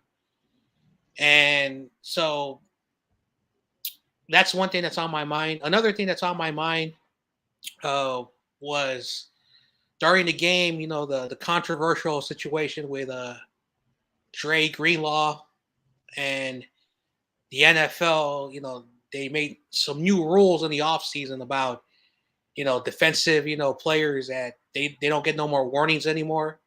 And so many 49er fans are angry. Like, they even show the reaction of the fans, like cursing, at the refs when Greenlaw was leaving the field. Seeing Corey on the jumbotron. Yeah, Corey on the jumbotron. Yes, Corey Davis. He was at the game. And shit. And Corey Davis even said the same thing. Yeah, everyone was like, "F the refs, mother heifers, heffing heifer." Man, but yeah, like that's another thing that's on my mind. Like, he should not have been ejected. I know it was still a helmet to helmet. Like, I think this is the first time a player is ejected from a helmet to helmet. I could be wrong, but it wasn't like Greenlaw was like viciously was trying to just to hit him just because he wanted to, because he was already going to tackle him anyway. It's just unfortunately, 2 other 49ers, stopped him, and Greenlaw was the one who was flagged for the helmet to helmet. So it caused Justin Herbert to fall further down into Greenlaw's helmet, so that could have been it, where things happen really fast.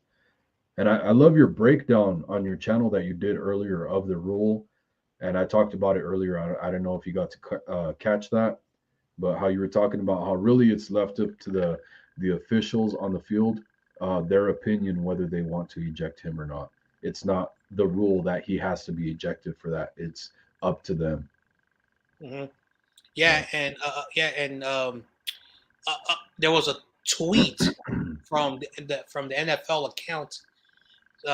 One of their senior, one of their executives who's in charge of the officiating, and he said that the rule came from New York, and unfortunately, once New York, they tell referees, eject them. So I don't think the referees on the field wanted to eject them. I think the NFL made a very horrible decision, because for those who know, New York is 3,000 miles away from Levi. So, come on, you're 3,000 miles away. You're making a decision across the country.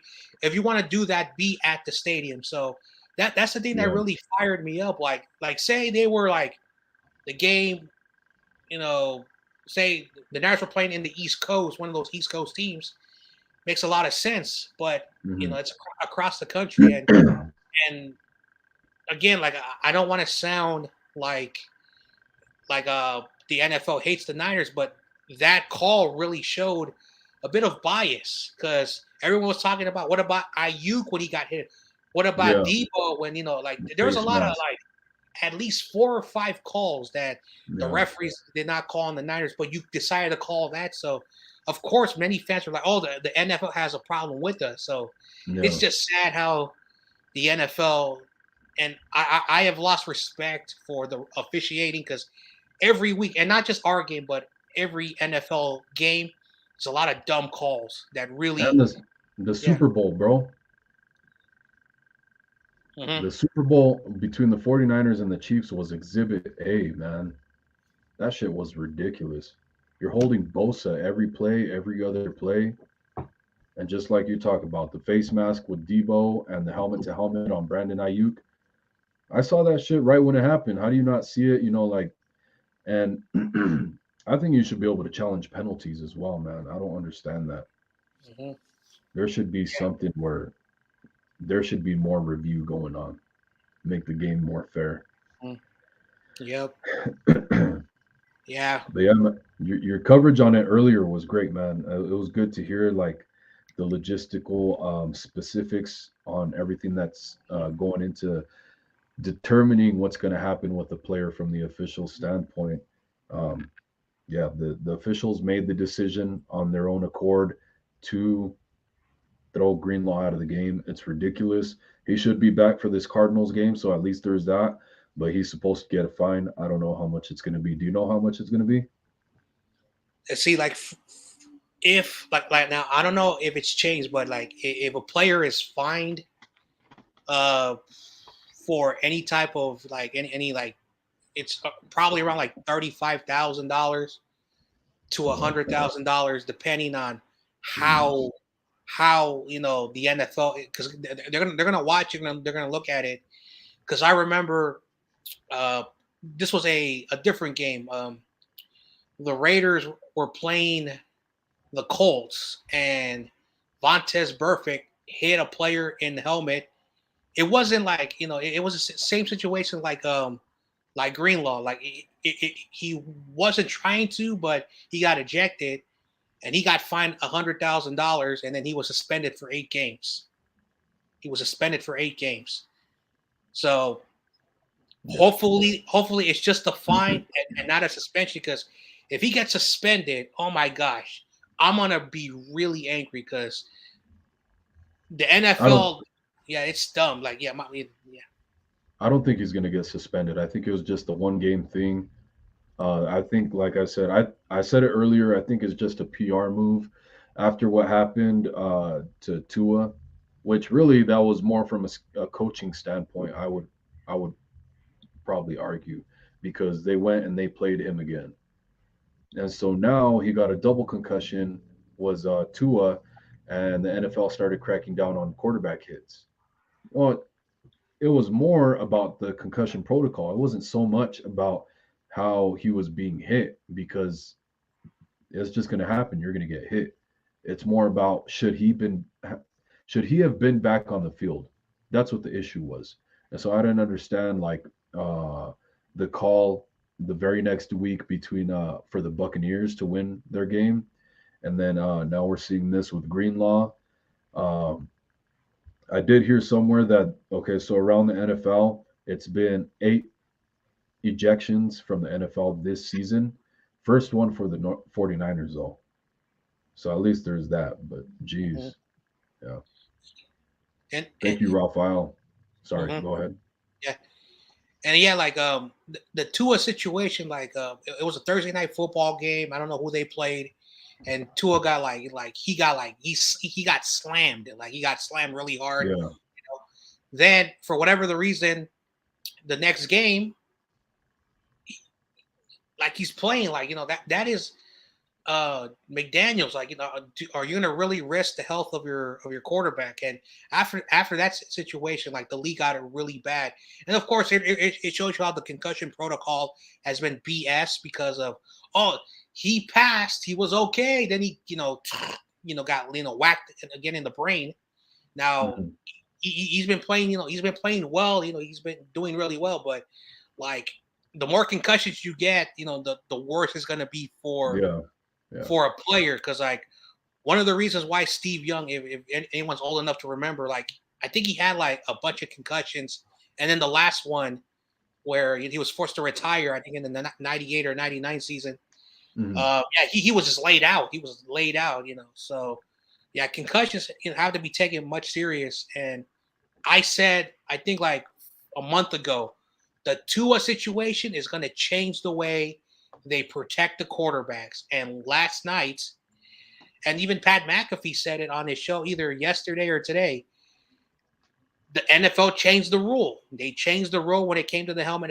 And I said, I was right. I knew it. So like it's gonna be bad now, as the season goes by, and not just our team, but for the rest of the league. But like even Pat McAfee was like, this is a brand new rule. So basically you cannot, hit the quarterback anymore. Eventually, if you hit the quarterback, it's gonna be like penalties no matter what. So are you not allowed to sack the quarterback no more? Like what are they gonna do? So it's ridiculous to me. At the end of the day, everybody on the field is a football player.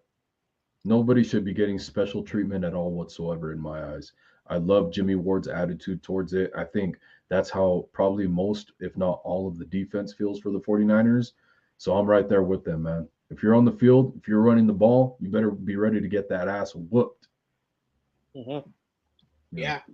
and then of course, like I was having this conversation with some NFL fans, not 49er fans, but like after the 2009 season, football started to change, and we started to see, a lot of the quarterbacks, like their numbers started like I remember like 4,000 yards was very rare. Now it's 4,000 yards, like normal for every quarterback standard. Now.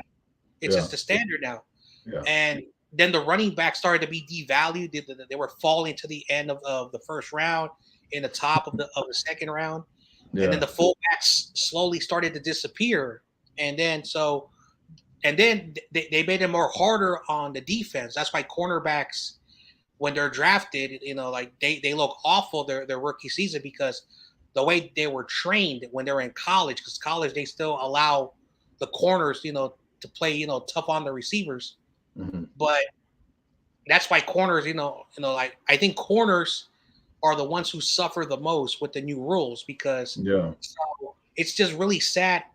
And I remember, like, you can actually like slam a person. I remember I was watching the game, the Niners versus the Jets, and Patrick Willis knocked the player, and like I thought he like broke him in half. Yeah, and he was not flagged. You do that today, oh, you're out of the game. I love that hit, man. That's one of my favorite highlights of all time. Yeah. So, you can't do that no more. It's like, everything's made to benefit the offense in the NFL now. And there was actually a highlight reel. It was like a commercial for the NFL from back in the day. I think it was the 1970s. And it was hilarious, man, because on the video it said, because it was edited to like have some text on it, and it says every single one of these clips would have been a penalty nowadays. Mm-hmm. And sure enough, it was, dude. It was dudes getting slammed left and right and body slammed and stuff, but they were legit plays at the time. And so I miss that stuff, man. That's the way football should be played. And all this pampering Barbie stuff it's ridiculous, man. If you're on the football field, you're a football player, you should be ready to take a hit, man. You're getting paid millions of dollars for a reason. Yeah. And again, like, of course, the NFL understands that they're gonna do their best to protect the players, but they're going a little bit too far, because everybody knows football is a violent game. You cannot take away what football is. Football has always been what it is. You basically run the ball, throw the football, and you're going to get hit, because the word is tackle. You tackle the player. It's not like you say you were little kids, where they play touch football or flag football. Now these are men now. These are men now. Yeah. But we football is not flag football. So that's why the word tackle. You tackle the player. You take the player down. And of course, no matter what anyone says, like, you could protect the players the best they can. Like, they're wearing helmets already. They're gonna even make better helmets in the future. They're wearing pads already. Yeah. Quarterbacks now have those like back pads, which is like a sleeve, or like a t-shirt that has like padding, so that you hit them now. Like back then, like way before that, there was no of those paddings, nothing. Now, they protect the quarterbacks so much. Eventually, they're gonna put bubble wrap. I don't know what's going on anymore, but the quarterbacks are protected very well now. So it's yeah. And then like look at Tom Brady, right? And I'm sorry if I cut you off. Go ahead. Sorry. Yeah, so the simple point is like no matter what you do, like you can protect the athletes, players are gonna get hurt. Players are gonna get hurt. No matter what happens. It's football, it's a violent game. I want to make the same analogy with boxing. I'm a big boxing fan for those who don't know. And they're punching each other. Like what happens if one day say, all right, you can't throw power punches no more. You have to like throw little jabs. No, they're punching for a reason. It's called boxing. Football is football. So you can only throw haymakers to the body, no headshots. So so boxing and football are two good sports to understand that you create a sport to punch somebody. So that's the point of hitting somebody with your hand. Football, you're going to hit somebody by tackling, so you cannot eliminate the violence. That's why boxing, MMA, all that stuff, it's called combat sport. It's a fighting sport. Football, it's still a team sport. It's a field sport, but it's also sort of like a combat sport because you're hitting somebody, things like that. 100%, man. You got a time frame? You got a limited time here? I got a few more minutes. I have to hop off in a little bit because I'm a little bit busy at the moment. But yeah, I'll stay on for a little bit longer. Okay, cool. Yeah, just give me a heads up. We got 559er in here. Thank you for being here. Really appreciate it. He says, what up? And I bet Niners go streaking in December and January. And I think you mean something else by streaking. But when I hear streaking, I think a lot of people think of like running naked down the street. That's usually what that's usually what the term means, right? But I think I know what you mean is like, the 49ers are going to get hot and go on a run, right? So yeah, man, definitely the 49ers are built in that way to be able to do it. I do think they're still holding some stuff back with Debo and Ray McLeod in the offense. Just for example, we still have yet to see anything from Danny Gray, really. And we'll see what happens with Daz Newsome. And, we talked about it earlier. Trey Lance could be back. And I'm pushing for it, man. Yeah. In my opinion, he should be back. He should be back on the practice field as soon as he is able to physically get him practicing. Because if anything, Garoppolo is playing great right now. He's playing really good. But if anything, knock on wood, were to happen to him, I do not want it to be the Brock Purdy show, man. What we saw in that Chiefs game at the end for Brock Purdy to close that out was pretty damn ugly. So yeah, I agree with you to an extent, and so once the boot came off, it said 6 to 8 weeks before he can actually start to do any serious movement. So right now he doesn't have the boot, so he's walking, he's running, he's able to do the basic stuff. But 6 to 8 weeks before he could be on a field and or do whatever hard work that he's able to do. So I think the boot came off last week. So let's go 5 to 7 weeks. The season is still going on, so I'm gonna say probably at the end of the year, week 17, week 18. I would. Oh wow! I just saw that comment. Oh no! See that? I just saw that comment. Wow. No comment on that. I can see why. I'm sorry. I'm sorry, JJ. I'm John J. That's all right. Oh shit! I was putting the comment up and I read it real quick. I wasn't even gonna read it yet. JT says they win the Super Bowl. I'm going streaking down the quad. Oh man. Ooh, well, hey, if it happens, then he better be a person who. Are we going to make that a thing? If the 49ers win the Super Bowl, all the faithful, all the Niner gang got to go streaking. A I'll pass. a championship streaking parade. I'll The pass. world's first ever Super Bowl champion streaking parade. You see, like if we Oh win the man. Super Bowl, I have to make a little wager with myself. I'll A figure little something what? out. If the Niners win the Super Bowl this year, I got to make a little wager with myself. So I'm going to think it over the next 24 hours, and then I'll probably say it on my stream tomorrow. But yeah, Okay. so yeah, but back to Trey Lance. So like, say maybe week 17, week 18, you put him as the backup. Like you don't rush him, put him on the active roster, Yeah. and say anything happens, like you said, hopefully nothing happens. But if he is able to be on the field, throw the football, run around, I would have him as a backup. I would not put him as a starter because, again, you don't want to rush him. You only worst case scenario. But Yeah. Kyle has already made, his decision. He's out for the year. If he comes back early, he's not playing. Brock Purdy's a backup. So basically, we have to just hope that Jimmy Garoppolo stays healthy for the remainder of the season and into the playoffs. Because he's only played like 15 or more games twice in a Niners uniform. Last year, he played 15 games. In 2019, he played 16 games plus the 3 games in the playoffs. So those are the only 2 times he's been healthy. And then the other 2 times, high ankle sprain, and of course the ACL, which is like a year-long injury. So I'm just hoping he stays healthy and just plays like David says, as long as he doesn't screw it up, we're going to win a lot of games. And not yesterday, but Sunday, he did not screw it up. And that's what we need from Jimmy. No mistakes, Jimmy, and we should win games.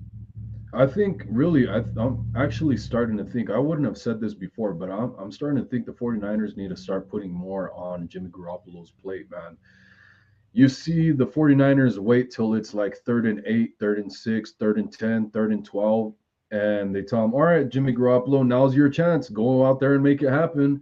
And he's bailing Kyle Shanahan and the 49ers coaching staff as far as the offense goes. Jimmy Garoppolo is the one bailing them out on those 3rd and longs. So if he can do that on the 3rd downs when it's obvious passing down, the defense knows what's coming. Why aren't you passing more on 1st and 2nd down to help him out more instead of putting so much pressure on him? I don't understand that part. So maybe start putting more on his plate. Let him pass from the shotgun more coming into these next few weeks. I think they should do that. He's been doing great. He's earned it, man. And so I disagree when it comes to David when he says that. As long as Jimmy Garoppolo doesn't mess it up, Jimmy Garoppolo saved us a lot of drives, a lot of them, and really should have, of course, with the IU drop touchdown. That's another example right there. So that's what I think. But Trey Lance, if he comes back, I think just as insurance, man. I was really surprised to see him walking or anything because when that doctor came in earlier in the season talking about, in the report how with an injury like this, Trey Lance should be back around 10 to 12 weeks. Right now is what week we're going on week 11. And so right around the time frame, but I was thinking just coming back from injury. This is mid-season still. That's for, like you said, it might take another 5 to 7 weeks before he's in game day shape. But just as insurance, I would even just for him to get some reps to work on what he can till we get to next season. That could be another great thing to just have in his pocket because he's been in the meetings when it comes to the mental standpoint. Yeah, and something I want to talk about when it comes to Trey Lance, because in the last couple of weeks, people have been talking about Tom Brady and Aaron Rodgers. First, I want to say to Aaron Rodgers, I don't think, he's having fun playing football anymore. And I would not be surprised if he say, I'll just turn down the rest of the money and retire. But the only way we get Aaron Rodgers, for those who say we need to get Aaron Rodgers, we're not paying $50 million for Aaron Rodgers. Okay. Hell no. So that's a huge factor, even though people say, we can afford it. So plus the dead cap, all that stuff for Green Bay would be so massive that they will be screwed. So the only way Roger leaves is if he retires and finish out that contract. Tom Brady is a very weird situation because he has one more year on his contract.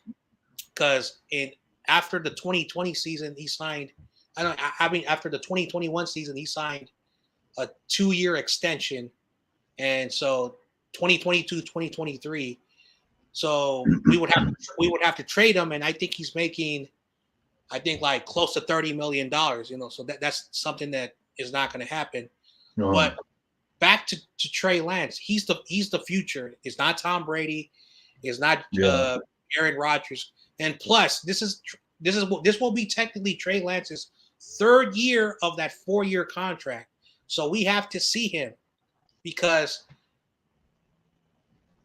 once that year 4, they have to think about, do we pay him? Do we 5th-year option him? What do we do? So you have to play this kid next year. And again, I don't want to be the bearer of bad news, but the window that we have with a lot of the players, this is a win now team.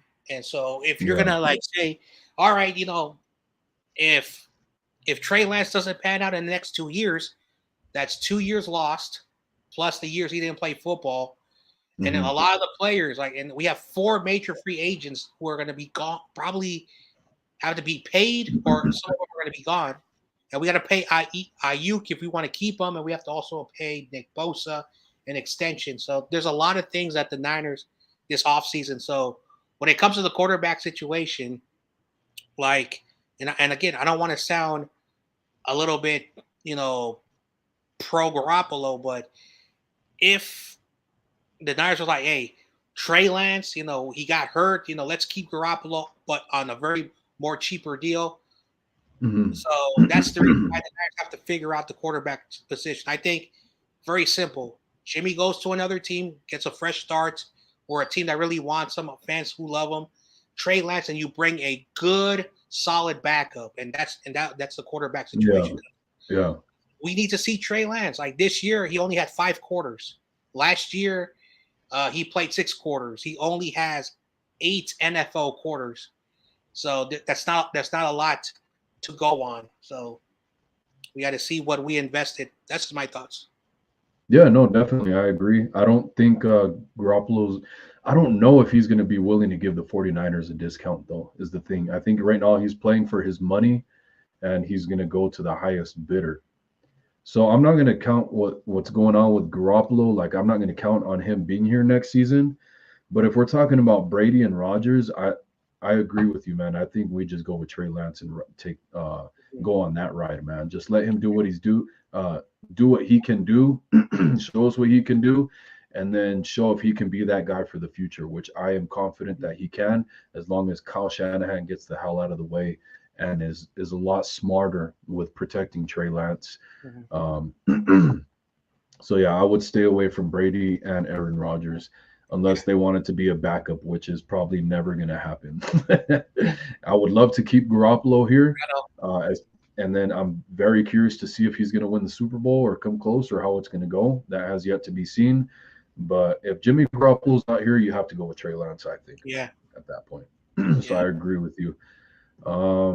We're getting pretty close to the 2-hour mark, so I'm going to cut off in a little bit. I know you said you had to go in a couple minutes anyways, but I'm going to address some of the comments here from JT said, because he said, if the 49ers win the Super Bowl, I'm streaking down the quad. And he says, old school, no shame. Hey, man, I feel it. That's what's up. No shame. That's what's up, man. And Brian Culp says, if they win, I would be willing to walk the quad. I think he's talking about streaking too, but walking, not running.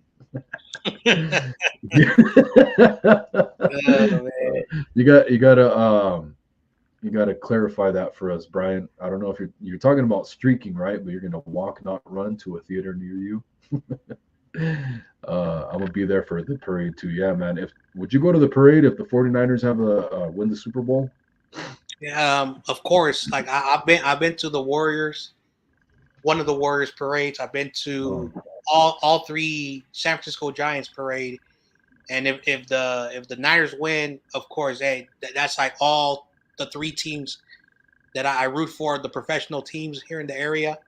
So yeah, I'll be there, and because I've seen a bunch of parades already, and if it's gonna be in the city, I'm gonna make sure I give me a really good spot because like the very first time in 2010 when the Giants won the parade, I arrived just when the parade was about to start, and the entire area was like so packed. And then in 2012, when I went to I left my house at 6 a.m. I got there and people were already packed. So I learned my lesson. So yeah. But anyway, like you said, yeah, I gotta leave, man. Thanks for having me on. Yeah, all right, brother. And also, I want to let the fans know who are still watching. If you're not subscribed yet, he's getting closer to 200. Help him get to 200. Would really appreciate it, guys. And John Jay, thank you for being here, man. Really appreciate it. Always a pleasure, man. Hope you have a great night. And everybody go check out John Jay's channel. If you're not already subscribed, that's 49ers Ultimate Report from John Jay. 49ers Ultimate Report. Thank you, John Jay. Have a great night, brother. Yeah, I appreciate that, man. That's kind words, man. All right, I'm out. Oh, yeah. All right, take care. All right, guys. Yeah. I would love to go to a Super Bowl parade for the 49ers. Getting a little bit ahead of ourselves, but I just, I have flashbacks just from, I grew up near the Salinas, California area. That's where I was born and for the most part raised. And just even when we won the playoff game against the Saints, I remember having flashbacks of that. And the streets were going crazy. All the Niners fans started driving out with their flags down the streets. People that didn't know each other, like this wasn't choreographed in any which way.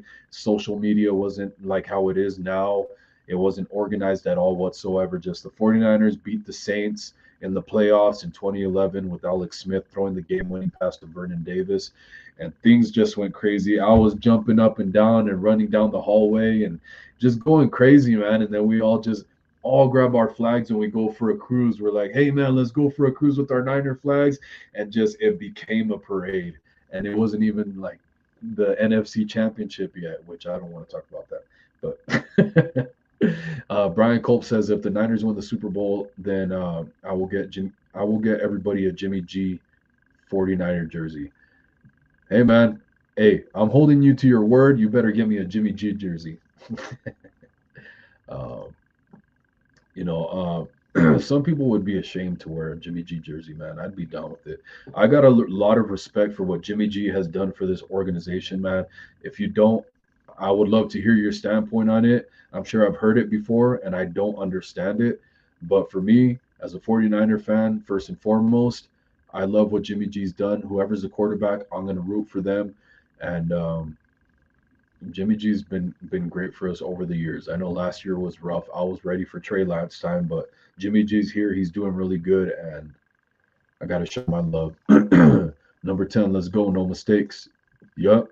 But keep making plays, man. Keep making the good plays that you're making. If we win the Super Bowl, I'm taking a week off, and I'm definitely going to the parade.